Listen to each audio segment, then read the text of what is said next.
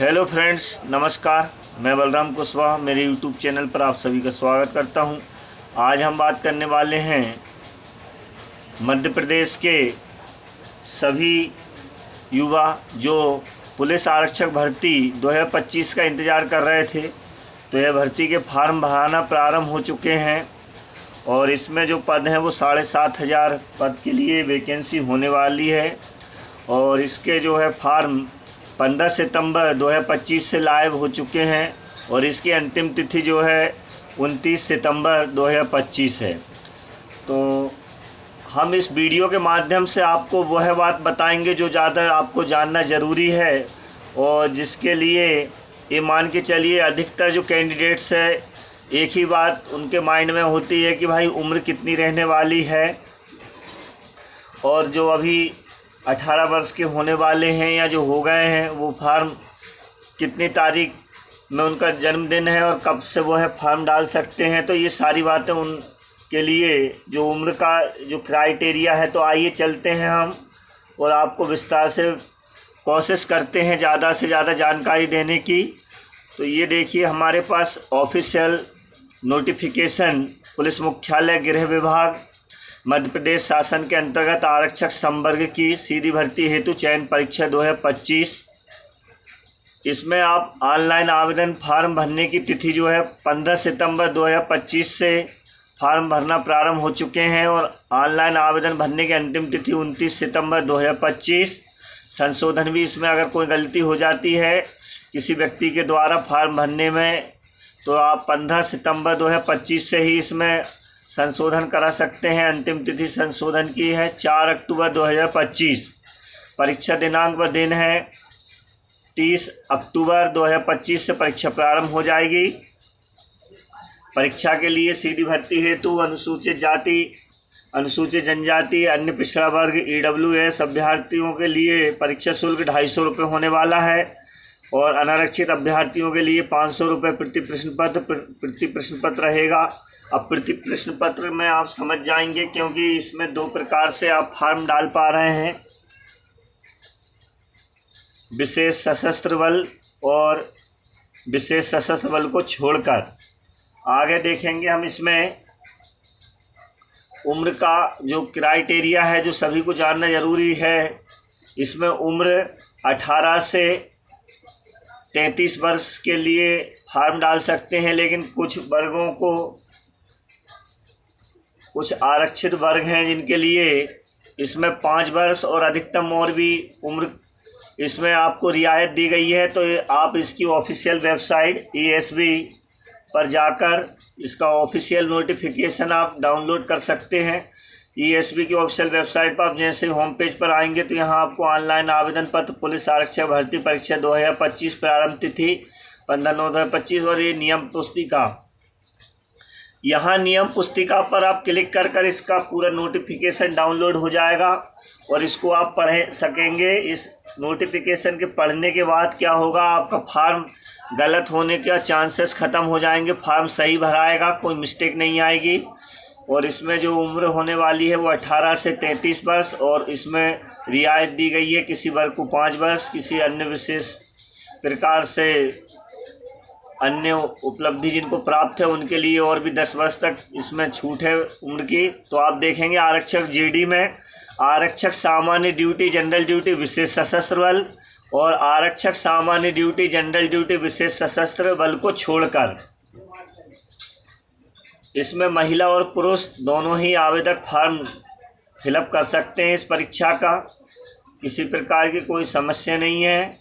रही बात उम्र की, तो उम्र जो है 29 सितंबर 2025 29 सितंबर 2025 तक इसमें उम्र का गिनती की जा रही है कि उम्र 29 सितंबर 2025 तक आपकी कम से कम 18 वर्ष होना चाहिए। अब बात आती है जन्मदिन की, क्या कौन सी जन्मतिथि के व्यक्ति इसमें फार्म फिलअप कर सकता है। तो आपको बात क्लियर कर दूं मैं, जिस किसी नए स्टूडेंट जो अभी पढ़ रहे हैं, कॉलेज में है, फर्स्ट ईयर सेकेंड ईयर में, या जो अभी हाल में 12वीं पास हो गए हैं, ऐसे कैंडिडेट्स के माइंड में ये सवाल आता है तो मैं ये क्लियर कर दूं 29 सितंबर 2007 तक कब तक? 29 सितंबर 2007 तक जिस किसी कैंडिडेट्स का जन्म हुआ है या उससे पहले हुआ है, कब से? 29 सितंबर 2007, लड़का लड़की जो भी है उसका फॉर्म फिलअप हो सकता है, हो जाएगा, उसमें कोई किसी प्रकार की दिक्कत नहीं। मान लीजिए किसी व्यक्ति का जन्म, किसी कैंडिडेट्स का जन्म 21 सितंबर 2007 में हुआ। कब हुआ? 21 सितंबर 2007 में, और वो अभी इस वर्ष 21 सितंबर 2025 को अपना जन्मदिन मनाएगा। तो भाई अगर वो कहता है आपसे, ये मान के चलिए, हम सपोज ऐसा मान के चल रहे हैं, ऐसा नहीं है कि निश्चित बात कर रहे हैं, वो कहेगा भाई मेरा फॉर्म डलेगा कि नहीं डलेगा, तो बेशक उसका फॉर्म डल जाएगा, क्योंकि 21 सितंबर 2025 उसका जन्मदिन है। और हम बात कर रहे हैं कि 29 सितंबर 2007 तक किसी का जन्म हुआ है। 29 तारीख सितंबर का महीना, 9वां महीना, और 2007 तक किसी का जन्म हुआ है, उससे पहले हुआ वह फॉर्म भर सकता है। अब उसमें ये कन्फर्म हो गया है आपका उम्र। अगर किसी व्यक्ति का अगर 29 सितंबर 2025 को अगर कोई 18 वर्ष का हो रहा है तो वह भी फॉर्म भर सकता है। तो ये बात तो हो गई क्लियर। अब हम बात करेंगे आयु की। पुरुष मध्य प्रदेश के अनारक्षित के लिए 33 वर्ष है अधिकतम आयु, मिनिमम तो 18 है ही। पुरुष मध्य प्रदेश के आर्थिक रूप से कमज़ोर के अभ्यर्थी के लिए भी 33 वर्ष है। फिर बात करते हैं हम पुरुष और महिला दोनों की। अन्य प्रदेश के अधिवासी मतलब डोमिसाइल अदर स्टेट के, उनके लिए भी अधिकतम उम्र 33 वर्ष है। फिर महिला सभी श्रेणी अभ्यर्थी के लिए 38 वर्ष है। पुरुष आरक्षित श्रेणी, आरक्षित आप देखेंगे कौन सी श्रेणी आ रही है? अनुसूचित जाति, अनुसूचित जनजाति, अन्य पिछड़ा वर्ग, अधिकतम उम्र 38 वर्ष। तो आरक्षित श्रेणी के लिए 18 से 38 वर्ष के लिए फॉर्म फिलअप कर सकते हैं। महिला सभी श्रेणी के अभ्यर्थी भी 38 वर्ष तक के लिए फॉर्म भर सकते हैं। और अन्य प्रदेश के लिए चाहे महिला हो चाहे पुरुष हो, उनके लिए अधिकतम उम्र जो है 33 वर्ष है, उससे अधिक के फॉर्म नहीं भर सकते अदर स्टेट के। बाकी अगर आप मध्य प्रदेश के निवासी हैं, चाहे श्रेणी कोई भी हो, महिला उम्मीदवार है तो अधिकतम उम्र 38 वर्ष के लिए फॉर्म भर सकते हैं। और पुरुष उम्मीदवार है, मध्य प्रदेश के निवासी हैं, तो आरक्षित श्रेणी में अनुसूचित जाति, अनुसूचित जाति हो गया, अनुसूचित जनजाति, अन्य पिछड़ा वर्ग, ये 3 वर्ग जो है इनके लिए अधिकतम उम्र 38 वर्ष है। ये आप कन्फर्म माने। और आप 29 सितंबर 2025 तक भी अगर 38 वर्ष के हो रहे हैं, कब तक? 29 सितंबर 2025 तक, तब भी आप फॉर्म फिलअप कर सकते हैं। इसके अलावा और भी बहुत से प्रकार से उम्र में छूट दी गई है। देखिए कौन किस प्रकार से दी गई, जैसे शासकीय निगम मंडल स्वशासी संस्था कर्मचारी तथा नगर सैनिक 38 वर्ष, अनारक्षित एवं आरक्षित श्रेणी के साथ अंतरजातीय विवाह 38 वर्ष, महिला अनारक्षित एवं आरक्षित श्रेणी के अंतरजातीय विवाह 38 + 5 43 वर्ष, पुरुष अनारक्षित श्रेणी विक्रम पुरस्कार विजेता 38 वर्ष, महिला समस्त श्रेणी विक्रम पुरस्कार विजेता 38 + 5 43 वर्ष, पुरुष आरक्षित श्रेणी विक्रम पुरस्कार विजेता 38 + 5 43 वर्ष, केवल मध्य प्रदेश के आदिवासी अभ्यर्थियों के लिए। आगे और भी आप देखेंगे। अब सबसे ज़्यादा ज़रूरी हो जाती है बात हाइट की, हाइट और सीना। तो महिला के लिए तो सीना लागू नहीं है, बाकी पुरुष के लिए और महिला के लिए हाइट लागू होती है। तो हम आपको बता देते हैं इसमें जो मेन चीज़ ज़रूरी होती है। लेकिन आप फॉर्म भरने के लिए तो अगर आप निश्चित हो गए हैं, क्योंकि बहुत से कैंडिडेट्स की इच्छा होती है कि भाई हम किसी प्रकार से MP पुलिस आरक्षक परीक्षा में सम्मिलित होना चाहते थे और होना चाहते हैं, लेकिन उसमें उम्र का जो बंधन है वो आप कंफर्म हो गया है आपके लिए। और आप फिर भी कहीं कन्फ्यूज़न हो तो आप इसकी ऑफिशियल ESB कि ऑफिशियल वेबसाइट पर जाकर इसका नोटिफिकेशन डाउनलोड कर सकते हो, देख सकते हैं। परीक्षा 2 चरणों में होगी, ये कंफर्म हो गया है। परीक्षा में क्वेश्चन बहुविकल्पीय पूछे जाएंगे, मल्टी चॉइस क्वेश्चन, अवधि 2 घंटे की होने वाली है। प्रश्न 100 रहेंगे, प्रत्येक प्रश्न पर 1 अंक दिया जाएगा। इसमें माइनस मार्किंग नहीं है, अगर आप गलत उत्तर देते हो तो कोई नंबर नहीं काटे जाएंगे। 40 अंक सामान्य ज्ञान एवं तार्किक ज्ञान का होने वाला है, 30 अंक बौद्धिक क्षमता एवं मानसिक अभिरुचि का होने वाला है और 30 अंक का आपका विज्ञान एवं सरल गणित से होगा। तो ये बात आपको कंफर्म है, जल्दी से तैयारी में लग जाएं, ज़्यादा समय नहीं है। इसके अलावा बात आती है अब शारीरिक मापदंड की, तो इसको और आप थोड़ा सा सुन लीजिए, ये बहुत ज़्यादा ज़रूरी है। केवल मध्य प्रदेश, केवल देखिए आप देखें, केवल विशेष सशस्त्र बल के लिए, किसके लिए? केवल विशेष सशस्त्र बल के लिए। अब आप देखेंगे इसमें विशेष सशस्त्र बल में आरक्षक पदों के लिए नंबर 1 में हम देखेंगे अनारक्षित और अन्य पिछड़ा वर्ग पुरुष के लेने ऊंचाई जो है वो 168 सेंटीमीटर होना चाहिए कम से कम। सीना बिना फुलाव के 79 सेंटीमीटर और फुलाव सहित 84 सेंटीमीटर। कहने का मतलब आपको 5 सेंटीमीटर सीना फुलाकर दिखाना है। आपका अगर 80 सेंटीमीटर भी सीना है, पहले से 79 मांगा है, मान लो कि किसी का 80 सेंटीमीटर है तो उसको फुलाव के बाद 85 सेंटीमीटर होना चाहिए। सीधी सी बात है, आप कंफ्यूज नहीं होंगे। आगे देखेंगे गोरखा, गढ़वाली, कुमाऊं के मामले में पुरुष के लिए ऊंचाई जो है वो 157 सेंटीमीटर है और सीना बिना फुलाव के 79 सेंटीमीटर, फुलाव के बाद 84 सेंटीमीटर होना चाहिए। मराठा और अनुसूचित जाति और अनुसूचित जनजाति पुरुष के लिए जो ऊंचाई है वो 165 सेंटीमीटर है, सीना 79 सेंटीमीटर बिना फुलाव के और फुलाव के बाद 84 सेंटीमीटर। तो ये सीना जो है वो कॉमन बात है सभी के लिए, 79 सेंटीमीटर से 84 सेंटीमीटर इसमें मांगा गया है पूरे वर्ग जो भी हैं उनके लिए। हम बात कर रहे हैं अभी किसके लिए? केवल विशेष सशस्त्र बल के लिए। और इसमें विशेष सशस्त्र बल में महिला शब्द कहीं यूज़ नहीं हुआ है अभी इसमें फ़िलहाल। तो ये विशेष सशस्त्र बल के लिए महिला फार्म नहीं डाल सकती है, मुझे ऐसा लगता है। और आप चाहो तो नोटिफिकेशन डाउनलोड करके उसको पूरा पढ़ लो और समझ लो, है ना। इसमें तीनों बार पुरुष लिखा है।